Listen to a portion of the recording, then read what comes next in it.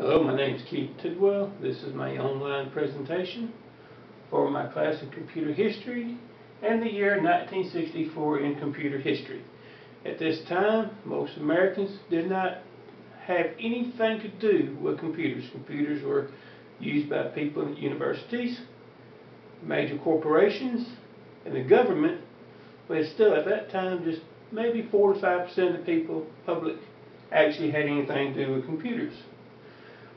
Control Data Computer Corporation develops the first commercial supercomputer. This computer was the CDC 6600.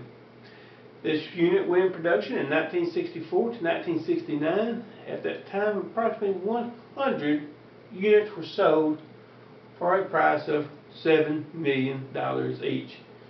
Now, what made this supercomputer was the processor. It had a pre-processing unit. It made it much faster than anything on the market. This unit sends the data to a CPU and then the processor in at 3 MIPS. Intel's chairman Gordon Moore wrote an article in 1964. And in that article, Mr. Moore said that the computer integrated circuits would double every year, but the price would stay the same. And that was a true statement. It has been proven true all the way up to year 2001. And that was considered Moore's Law. And it's what most computer companies live by. IBM announced the first family of computers. Now, after this time, all computers stood alone. Even computers by the same manufacturer could not work together. IBM bet the bank on that they could make their computers work together. They made a family of computers. They ranged from the Model 20 that had only 24 megabytes of memory, a very small unit, to a super unit which was the Model 90 that ran the United States missile system. The IBM 360 was the family, the name. Now, hence the name 360. The term 360 was chosen to emphasize the computer's versatile nature, covering a 360-degree radius of business applications. Again, IBM was betting the farm on this to work. They won. Over 1,000 units were sold within the first month of the announcement of this processor coming out, and there was 1,000 units sold every month afterwards. So even the big gamble paid off for IBM on this one. Basic computer language. This is how you program a computer, how a computer talks. Beginners, all-purpose instruction code. Basic.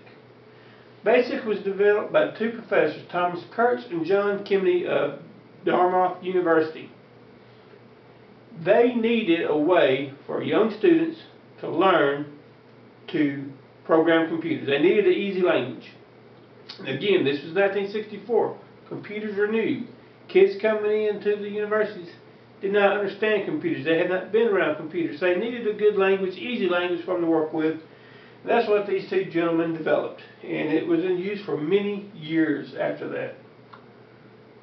Epson invented the dot matrix printer at this time. This printer was made for their parent company, and it was used in Tokyo Olympics to do time cards. It was approximately 4 years after that before this printer came into the market in mass production, but it was the very first was in 1964. Now, 1964 World's Fair. Again, remember, 1964, 95% of the Americans knew nothing.